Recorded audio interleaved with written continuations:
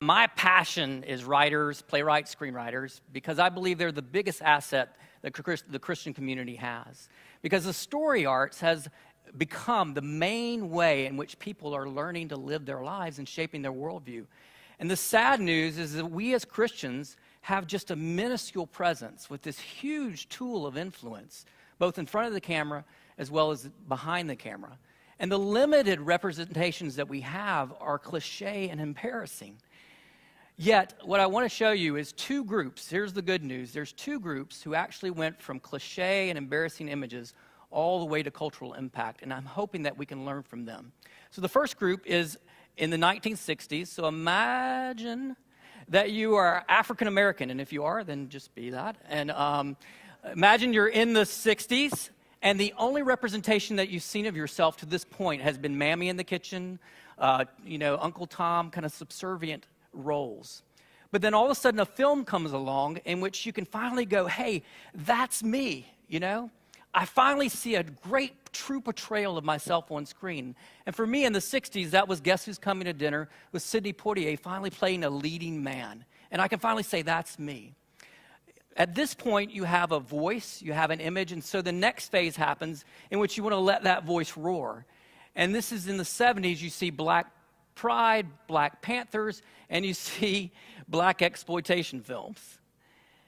And sort of Shaft is kind of the iconic black exploitation films. And the thing that is really unique about this time is it's a very subcultural time. So you've got a voice and it's loud and proud, but the only people who are listening are yourself. Then a movie comes along in which someone famous hooks their train or their wagon to it and hauls it into the mainstream light. And for me, this film is still subcultural, but that person drags it into the mainstream. And for me, this was The Color Purple, in which Steven Spielberg hooks his train to an Alice Walker, very subcultural piece, and drags it into the mainstream light. And suddenly it launches Oprah Winfrey's career, and it wins an Oscar. At this point, it's a very, very huge tipping point, because you no longer want to make films that express how in your subculture. Instead, you want to embrace the mainstream. And so what you see at this point is a phase that says, wait, I'm just like you. And what you see at this point is you see comedies leading the way. Eddie Murphy was huge during this time, a black man in a white man's world. And what you get out of that is just a common humanity. You see Robert Townsend, and then you see The Cosby Show. It's probably the most iconic. We're doctors, we're lawyers, we have families, we cry, we laugh. We're just like you. And then that paves the way for the Oscar-worthy drama in which Driving Miss Daisy says, you have Jessica Tandy reaching her arm across to Morgan Freeman, her black chauffeur, and saying, you're my best friend. And so you see in this phase, this huge movement to say, I'm human, I'm just like you. At this point, at the end of the phase, you start to see huge cultural impact. And so for African Americans, by the end of the 80s, they were making huge strides in society to be a part of the cultural conversation.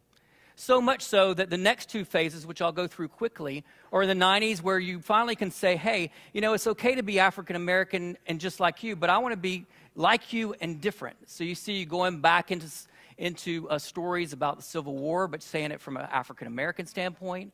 You see taboo subject matters being brought into focus, and then you see Boys in the Hood, in which you finally earn the right to go back to the hood and bring it into the mainstream light. The next phase is a phase in which I think we're experiencing right now is I Am Without You, in which you no longer have to define yourself anymore by someone else. So I think Tyler Perry actually is leading the way here, making films that, are just for black people, and my white mother goes and sees it too. And then you see, movements where Will Smith is, the biggest box office draw, and you see Morgan Freeman playing God and the President, and then you see an African-American president. And so you see in that picture a huge evolution of a voice. Quickly, I want to show you the gay voice in the same way. Same trajectory. Cliche images. In the 70s, you have Hey, That's Me with Soap and Boys in the Band. Then it quickly moves into the subculture corresponding with society, and that AIDS is really big during the 80s. And so you see gay exploitation films. And then Philadelphia becomes the tipping point in which Tom Hanks and Denzel Washington hook their train to this a very subcultural piece and drag it into the mainstream light. At this point, after the tipping point, is you see comedies leading the way. Probably the most iconic is Will and Grace, being the We're Just Like You. And then you see it the comedies paving the way to Brokeback Mountain, in which you see unrequited love between two men looking like Romeo and Juliet and looking like you and me. And you see this also corresponding in society now, because at the end of this phase, now we're seeing, I'm just like you, I want marriages just like you, I want babies just like you. And so cultural impact is happening right now for the gay voice.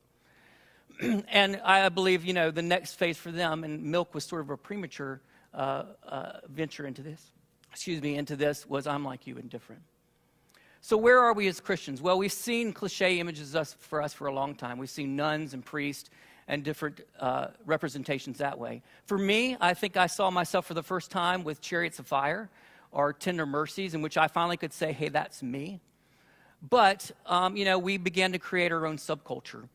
And we started making what I call God exploitation films for a very long time. And we've been making them for a very, very long time. Until finally, again, a piece that's very subcultural. It's still a Bible robe, but Mel Gibson, somebody famous, hooks his wagon to Jesus and drags him into the mainstream light. And so here we are facing this huge tipping point, right? In which we need to move into a place where we're saying we're just like you. And guess what we do? We make these films. And basically what you see on the screen is more period pieces, more Bible robe pieces, no comedies, more melodramas that basically say that we're superior to you. We have the antidote for you as human beings. We want you human beings to become us versus us become like you. And so we miss this huge chance right now at this tipping point to enter in the conversation and say that we're just like you. Now, the difference in that, I would say the only exception to that is probably The Blind Side. And The Blind Side, to me, although it's not the perfect film, it definitely represents a film that says, Sandra Bullock plays a Christian character who has, sends her kids to Christian school. She prays in Christ's name. She actually does things that are Christ-like. At the end of the movie, she gives God the credit for everything. And yet there's this wonderful scene where she's sitting with her husband, if you've seen it. And basically she says, I don't know if I'm giving out of selfish motives, that I want him on this team, or whether it's out of a pure heart. How human is that, How human to show a Christian in that moment going, I don't know if giving is selfish and benefiting me, or giving is pure-hearted. And so I think that this one actually provides a nice blend of the actual faith representation as well as the humanity. But I want to tell you that this would have been never made by Christians, because there's a group of Christians, like Tim was talking about earlier, this bifurcation. I work with writers, and there's a group of writers who would have said, listen, let's take out all the faith stuff because this will never get made in Hollywood. And then there's another group, and they would say, well, let's just make her a Southern woman who just does Christ things, and that's good enough.